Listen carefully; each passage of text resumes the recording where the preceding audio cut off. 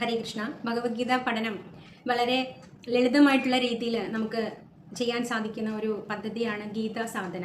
അപ്പോൾ ഗീതാ സാധനയിലൂടെ 18 ദിവസം കൊണ്ട് ഭഗവത്ഗീതയെ കുറിച്ചിട്ട് ഒരു ഏകദേശ ധാരണ നമുക്ക് നേടാനായിട്ട് സാധിക്കും. അപ്പോൾ എന്താണ് ഗീതാ സാധന? അപ്പോൾ ഭഗവത്ഗീത നമുക്കറിയാം 18 അധ്യായങ്ങൾ ഉൾക്കൊള്ളുന്നതാണ്, 700 ശ്ലോകങ്ങൾ ഉൾപ്പെടുന്നതാണ് ഭഗവത്ഗീത. അപ്പോൾ ആദ്യ ദിവസം ഒന്നാമത്തെ അധ്യായത്തിലെ മുഴുവൻ ശ്ലോകങ്ങളും വിവർത്തനവും വായിക്കുക. അതിനോടൊപ്പം ആദ്യത്തെ ശ്ലോകത്തിൻ്റെ ഭാവാർത്ഥവും കൂടിയിട്ട് വായിക്കുക ഒന്നാമത്തെ ദിവസം. രണ്ടാമത്തെ ദിവസം രണ്ടാമത്തെ അധ്യായത്തിലെ മുഴുവൻ ശ്ലോകങ്ങളും വിവർത്തനവും വായിക്കുക.